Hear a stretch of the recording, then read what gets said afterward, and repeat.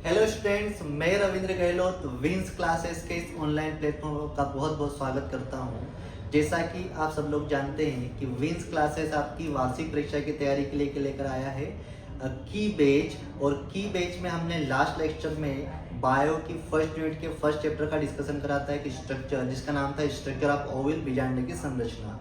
आज हम बायो की फर्स्ट यूनिट के सेकेंड चैप्टर में एक डायग्राम जो बहुत बार पूछा जा सकता है और यहाँ पर इस डायग्राम से रिलेटेड ऑब्जेक्टिव भी आते हैं, तो उसको डिस्कस करने वाले हैं। वो है आपका स्ट्रक्चर, तो स्ट्रक्चर ऑफ स्पर्म। तो चलिए हम डिस्कस करते हैं आज के टॉपिक में स्ट्रक्चर ऑफ स्पर्म, शुक्राणु की संरचना।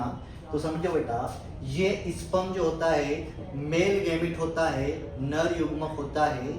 अब ये नर युग्मक मेल गैमेट का स्ट्रक्चर, स्पर्म का स्ट्रक्चर बना हुआ है।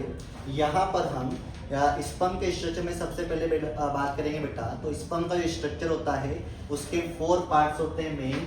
फर्स्ट होता है आपका हेड, फिर होती है नेक, और फिर होता है middle piece and tail. Hindi में इसको हेड को शीर्ष बोल देंगे।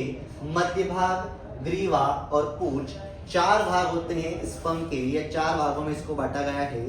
अगर आप इसके स्ट्रक्चर में हेड पार्ट को देखते हो बेटा, तो हेड पार्ट में जो आपका यहाँ पर जो स्ट्रक्चर बना हुआ है, यहाँ पर जो लिक्विड भरा हुआ है, यहाँ पर जो द्रव भरा हुआ है, वो कहलाता है न्यूक्लियस कंटेनिंग क्रोमोसोम मटेरियल, यानी हिंदी में कह देते हैं केंद्रक युक्त गुणसूत्री पदार्थ। यहाँ पर आपके क्रोमोसोम्स होते हैं। ठीक है, अगर आप देखोगे बेटा तो यहाँ पर इस स्ट्रक्चर से जो एक ऑब्जेक्टिव पूछा जाता है वो ये पूछा जाता है कि जो हेड पार्ट है, इस हेड पार्ट के ऊपर एक केप लाइक स्ट्रक्चर होता है, टोपीनुमा संरचना जो होती है उसको कहा जाता है एक्रोजोम। हिंदी में कहते हैं अग्रपिंडक। एक्रोजोम किसका पार्ट होता है, अग्रपिंडक किसका भाग होता है, ये ऑब्जेक्टिव में पूछा जाने वाला क्वेश्चन है इस स्ट्रक्चर से। तो आप बोलोगे सर एक्रोजोम जो पार्ट होता है वो होता है स्पर्म का, अग्रपिंडक जो भाग होता है वो शुक्राणु का भाग है।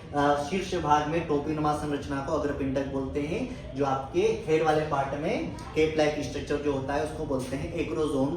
ये जो होता है इस पार्ट में, एक्रोजोम वाले पार्ट में, अग्रपिंडक वाले भाग में फर्टिलाइजेशन से रिलेटेड हार्मोन्स, फर्टिलाइजेशन से रिलेटेड एंजाइम प्रेजेंट होते हैं। अगर पिंडक वाले भाग में निषेचन से संबंधित एंजाइम उपस्थित होते हैं। ये बात आपको ध्यान रखना है। अगर हम बात करें बेटा ग्रीवा, तो ग्रीवा आपके दोनों पार्ट को जोड़ने का काम करती है। फिर आता है मिडिल पीस। मिडिल पीस में बेटा प्रेजेंट होते हैं माइटोकॉन्ड्रिया। और आपने सबने पढ़ा है कि माइटोकॉन्ड्रिया का काम क्या होता है। तो माइटोकॉन्ड्रिया किसी सेल में एनर्जी प्रोड्यूस करने का काम करती है या एनर्जी प्रोवाइड करती है। तो इस स्पर्म को, जब स्पर्म का जो मूवमेंट होता है, ये स्विमिंग करता है, तो इसके लिए जो एनर्जी प्रोवाइड करता है वो मिडिल पीस में प्रेजेंट जो आपका माइटोकॉन्ड्रिया होता है वो प्रोवाइड करता है। यहाँ पर माइटोकॉन्ड्रिया जो होता है इसको सूत्रकणिका भी कहा जाता है। ये सूत्रकणिका है mitochondria. Energy source of swimming, यानी तैरने के लिए ऊर्जा का स्रोत होता है, तैरने के लिए ऊर्जा प्रदान करता है शुक्राणु की संरचना को। तो अगर ऑब्जेक्टिव आ भी जाए कि माइटोकॉन्ड्रिया क्या कर रहा है, तो यहाँ पर एनर्जी प्रोवाइड कर रहा है, ऊर्जा का स्रोत है, ऊर्जा प्रदान कर रहा है शुक्राणु को तैरने के लिए। लास्ट पार्ट अगर आप देखते हो बेटा टेल है, जिसको हिंदी में पुश बोलते हैं। तो आप सब जानते हैं कि टेल का काम क्या होगा, यहाँ पर पुश का काम क्या होगा। तो स्पर्म को स्विमिंग कराने के लिए, स्पर्म के मूवमेंट के लिए, शुक्राणु के चलने के लिए, गमन के लिए या तैरने के लिए जो भाग है वो होता है पूंछ। तो आपका ये लास्ट भाग हो गया टेल। आपको ये स्ट्रक्चर अच्छे से बनाना है, साथ ही साथ सारे नाम याद रखना है। बहुत सारे स्टूडेंट ये सोचते हैं कि बायो के जो स्ट्रक्चर होते हैं वो याद कर लेंगे या रट लेंगे या बना देंगे, लेकिन बेटा ऐसा नहीं है। जो आपको स्ट्रक्चर बनाया गया है वो स्ट्रक्चर बनाने के साथ साथ उसके नामों को भी आपको अच्छे से पढ़ना है। और अगर किसी नाम का कोई यूज है, स्पेशल उपयोग है, ठीक है, कोई फंक्शन है, तो अच्छे से पढ़ना है ताकि उससे रिलेटेड जो भी ऑब्जेक्टिव बनी आप कर पाओ। और अभी जो पेपर्स आ रहे हैं उसमें आपको स्ट्रक्चर दे दिया जाता है और स्ट्रक्चर के नाम के वहाँ ऑप्शन दे दिए जाते हैं, साथ ही साथ उनका फंक्शन पूछा जाता है। इसलिए बायो के सारे जो आपके डायग्राम होते हैं वो आपको अच्छे से रीड करना है। मुझे उम्मीद है कि आज का ये टॉपिक भी आपको अच्छे से समझ में आया होगा।